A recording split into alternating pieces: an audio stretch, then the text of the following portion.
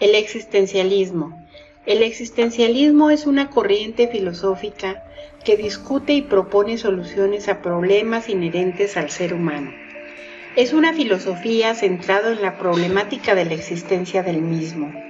Como corriente filosófica, irrumpe en Alemania en la época de la desesperanza después de la Primera Guerra Mundial, cuando en la población alemana abundaba el miedo y la inseguridad que trajo consigo el haber sido arrancados de una vida rutinaria, la sensación de haber sido desplazados y derrotados por una potencia que amenazaba con subyugarlos. Este es el caldo de cultivo donde florecen y proliferan las reflexiones acerca de la existencia. Recordemos que la guerra representaba un fracaso del hombre europeo, interpretado como un fracaso de las concepciones positivistas y cientifistas heredadas de la Ilustración, sinónimo de progreso.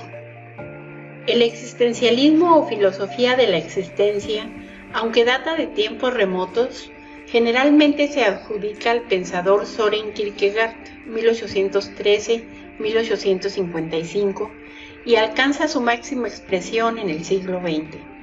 Aunque fueron los problemas morales y éticos generados por los conflictos bélicos los que causaron su crecimiento, no fue sino hasta el llamado irracionalismo filosófico con los pensadores Jean-Paul Sartre, Albert Camus y Martin Heidegger cuando alcanza su máxima expresión. De acuerdo con Kierkegaard, tanto la desesperación como la angustia son necesarias en la vida, pues son la evidencia de que el hombre no existe en sí mismo y que no puede encontrar por sí solo el sentido de la vida.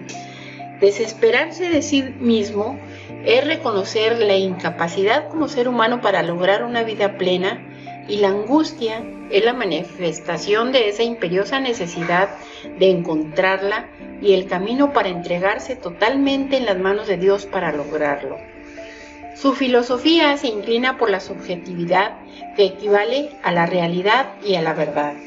Kierkegaard no busca el sentido de la vida, sino aquello que le da sentido. Si hablamos de Jean-Paul Sartre, diremos que el primer paso desde su punto de vista es poner a todo hombre en posesión de lo que es y asentar sobre él la responsabilidad de su existencia y así situarlo en posición de hacer una elección y ser responsable de ella. Al hacerlo, existe y por tanto se crea a sí mismo.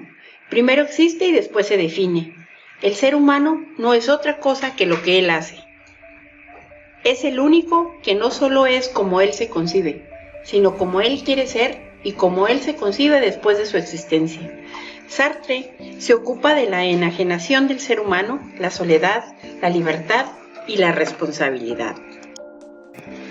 Albert Camus, por su parte, no concibe un paraíso eterno después de la muerte. Tampoco cree en un Dios que acepte y permita la destrucción y el dolor de la raza humana. El hombre está solo en este mundo y construye su existencia con base en su libertad. Camus destaca el vínculo entre el absurdo y el suicidio. Para Camus, la gente se suicida por reflexión.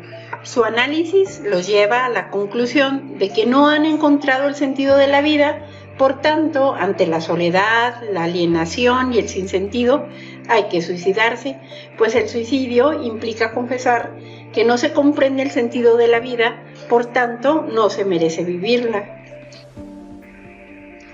Martin Heidegger se caracterizó por ser agnóstico, es decir, ni aprobaba ni desaprobaba la existencia de Dios.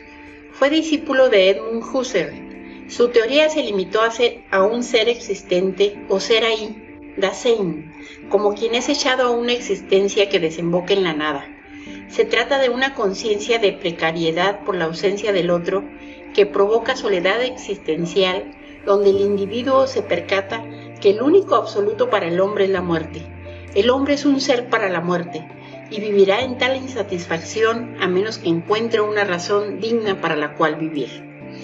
Cerraré con la frase de Søren Kierkegaard: debo encontrar la idea por la cual valga la pena vivir o morir.